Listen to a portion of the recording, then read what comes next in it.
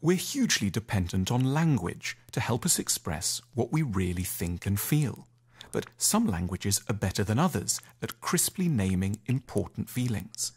Germans have been geniuses at inventing long, or what get called compound words, that elegantly put a finger on sensations that we all know, but that other languages require whole clumsy sentences or paragraphs to express. So here is a small selection of the best of Germany's extraordinary range of compound words. Erklärungsnot. Literally a distress at not having an explanation.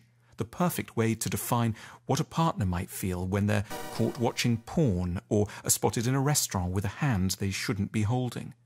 More grandly, Erklärungsnot is something we feel when we realize we don't have any explanations for the big questions of life. It's a word that defines existential angst as much as shame. Futterneid. The feeling when you're eating with other people and realize that they've ordered something better off the menu that you'd be dying to eat yourself. Perhaps you were trying to be abstemious. Now you're just starving. The word recognizes that we spend much of our lives feeling we've ordered the wrong thing, and not just in restaurants. Luftschloss. Literally a castle in the air, a dream that's unattainable. A word suggesting that German culture is deeply indulgent about big dreams, but also gently realistic about how hard it can be to bring them off. Backpfeifengesicht. A face that's begging to be slapped. Generosity towards others is key, but German is bracing and frank enough to acknowledge that there are also moments when it's simply more honest to realize we may have come face to face with a dickhead. Ruinenlust. This word shows German at its most delightfully fetishistic and particular, meaning the delight one can feel at seeing ruins. Collapsed palaces and the rubble of temples put anxieties about the present into perspective and induce a pleasing melancholy at the passage of all things.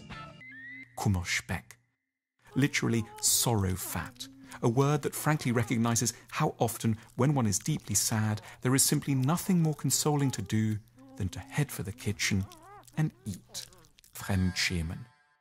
A word full of empathy that captures the agony one can feel at somebody else's embarrassing misfortune or failure. A capacity to feel Fremdschämen is a high moral achievement and is at the root of kindness. Weltschmerz. Literally world sadness, a word that acknowledges that we are sometimes sad not about this or that thing, but about the whole basis of existence.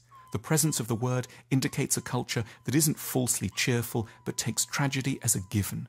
It is immensely reassuring to be able to tell a friend that one is presently lying under the duvet suffering from Weltschmerz. Schadenfreude. We're meant to be sad when others fail, but German more wisely accepts that we often feel happiness, Freude, at the misfortunes, the Schaden of others. That isn't because we're mean, we just feel deeply reassured when we see confirmation that life is as hard for other people as it is for us. We can thank German for having so many of the right words to bring dignity to our troubles and hopes. Learning languages ultimately has little to do with discovering the world per se.